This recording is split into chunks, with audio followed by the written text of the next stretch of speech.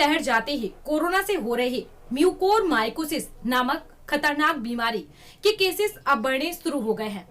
इस समय हम सभी को ये जानना बहुत जरूरी है कि ये म्यूकोरमाइकोसिस बीमारी क्या है, इसके लक्षण क्या है, क्या सभी को इस बीमारी से डरने और सावधानी बरतने की आवश्यकता है। इसी विषय पर संपूर्ण और सटीक जानकारी के लिए आज हम जानेंगे नागपुर के प्रसिद्ध नेत्र विशेषज्ञ डॉक्टर राजेश सिंगारे से।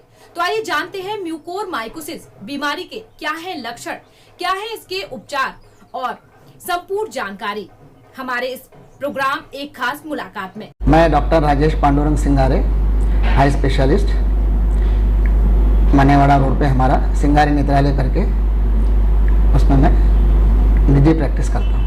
सर आप मुझे बताइए कि पोस्ट कोविड कॉम्प्लिकेशंस में अभी फिलहाल देखा जा रहा है म्यूकोरमाइकोसिस, जिसे हम ब्लैक फंगस भी कहते हैं। क्या है ये म्यूकोरमाइकोसिस, क्या है? म्यूकोरमाइकोसिस कैसा है, जैसा अपनी अगर इम्यूनिटी, जैसा ऑटो इम्यून सिस्टम जो होती है वो अगर अपनी कमज़ोर हो जाती है, कमज़ोर हो जाने के कारण 3 से 4 कारण हैं। एक तो पेशेंट को ऑलरेडी कोई डिसीजेस हो, जैसे कि किसी को जैसा डायबिटीज़ हो, जैसा किडनी फेल्यूर हो, या जिनको आप कहेंगे कैंसर हो, ऐसे पेशेंट को अगर ट्रीटमेंट चालू है और वो भी अगर प्रेडनिसोलोन यानी स्टेरॉइड पे अगर लॉन्ग ड्यूरेशन पे है, तो इन पेशेंट में अगर कोविड हो जाता है, यानी इसे अपन कोमॉर्बिडिटी कहेंगे, कोरोना के साथ अपने को ये बीमारियां हो चुकी हैं, तो इनकी इम्यून सिस्टम इतनी गिर जाती है कि ये म्यूकोरमाइकोसिस, जिसे आप ब्लैक फंगस कहते हैं, ये ब्लैक फंगस होने के लिए वो आपको मदद करता है। अब ब्लैक फंगस क्या है? एक छोटा सा स्पोर है, फंगस स्पोर है, जो हवा में सब तरफ घूम रहा है। आज भी घूम रहा है, कल भी घूम रहा था, आज से 100 साल पहले भी घूम रहा था। तो ये फंगस जब एयर इनहेल करते हैं, आम जनता जब भी एयर इनहेल करती है, तो हर एक के शरीर में स्पोर जाते ही है, पर जाने के बाद में हर एक को ब्लैक फंगस या म्यूकोरमाइकोसिस नाम की बीमारी होती नहीं है। पर यह होने का कारण ये है कि उसकी इम्यूनिटी सिस्टम कम हो गई, तो इसलिए प्रतिकार शक्ति कम होने के कारण उसमें ये फंगस जोर मारते हैं, और वो एयर इनलेट की वजह से, यानी नाक की वजह से या मुंह के थ्रू ही वो आम जनता के शरीर में जाता है।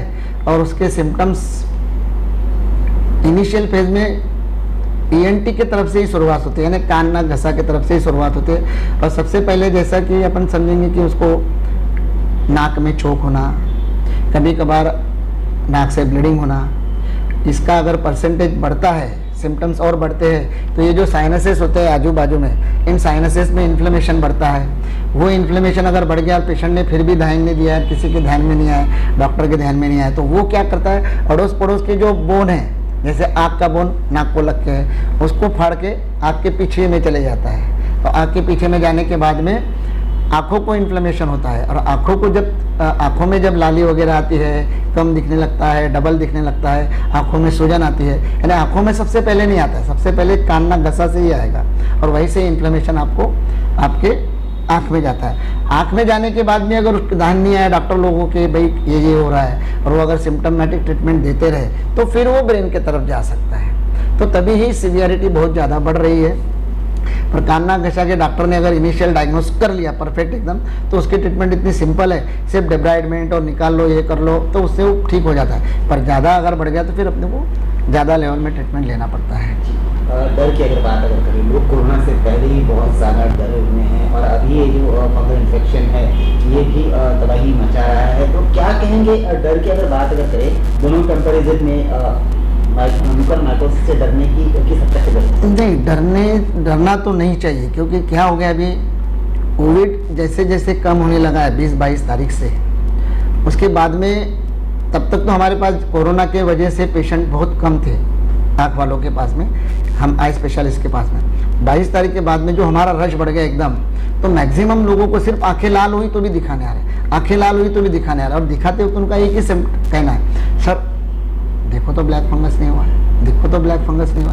फिर हमने उनको समझा के बताया कि भाई सबसे पहले शुरुआत तो ENT की तरफ से ही होना चाहिए, वहाँ से अगर कुछ सिम्टम्स नहीं तो कुछ भी नहीं। हार्डली मैंने 250-300 पेशेंट देखा है ये 22 तारीख से लेकर तो अभी तक, जिनको पोस्ट कोविड ऐसे रेडनेस वगैरह आया, पोस्ट कोविड की वजह से आया या किसी कारण से भी आया होंगे, पर उनमें से 8-10 लोगों को मैंने सिर्फ फंगल टेस्ट किया। फंगल टेस्ट करने के बाद भी उसमें कुछ ऐसा सब के सब निगेटिव आया। तो फिलहाल मेरे क्लिनिक में तो एक भी पॉजिटिव नहीं आया, पर नागपुर में भी काफ़ी आए हैं। वैसे 108 पेशेंट के आसपास नागपुर में म्यूकोरमाइकोसिस के हो चुके हैं, जिसमें 58 लोगों की शायद म्यूकस माइकोसिस के कारण डेथ हुई है, ऐसा मैंने पढ़ा है। और बाकी पेशेंट हैं अभी।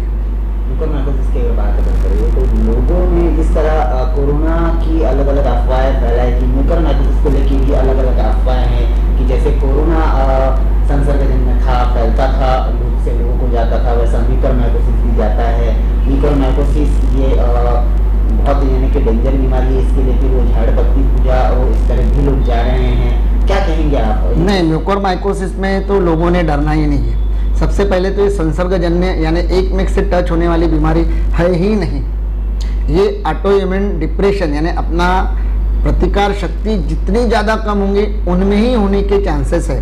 और ये चांसेस जो होम क्वारंटाइन पेशेंट है उनमें तो बहुत ही रेयर है, क्योंकि उनमें ना के बराबर है। जो सिर्फ हॉस्पिटल में भर्ती हो रहे हैं, जिनको ऑक्सीजन लग रहा है, ऑक्सीजन में भी इंट्यूबेशन करके ऑक्सीजन लेना पड़ता है, नलिका लगा के, उन्हीं लोगों को मैक्सिमम उनमें ही होने के चांसेस है। उनमें भी जरूरी नहीं है, उसके लिए कोमॉर्बिडिटी चाहिए। इसलिए आम जनता ने तो डरना ही नहीं चाहिए इसके लिए। उपचार संदर्भ में अगर बात करें तो किस दिन तक के उपचार तो बहुत ही इनिशियल फेज, अगर आपको जैसे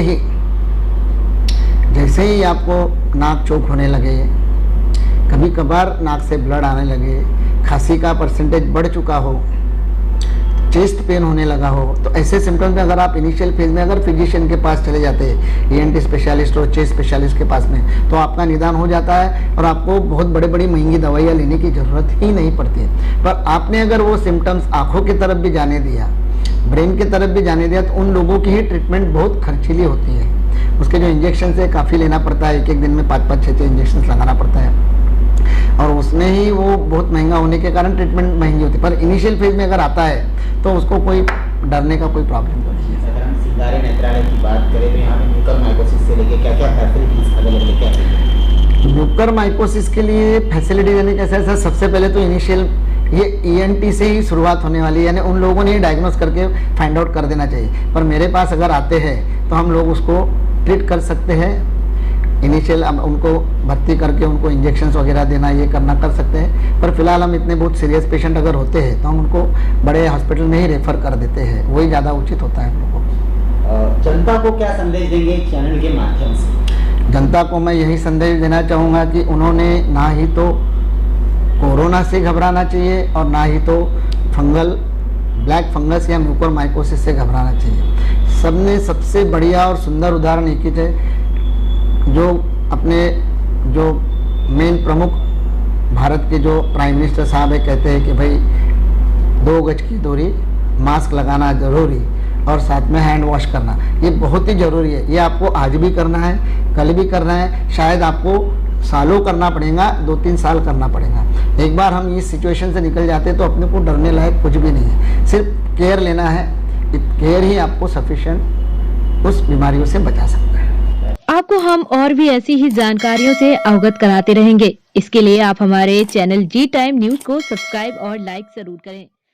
साथ ही आपको लगता है कि यह खबर, ये जानकारी और भी लोगों तक पहुंचना चाहिए, तो कृपया इस खबर को आगे शेयर जरूर करें।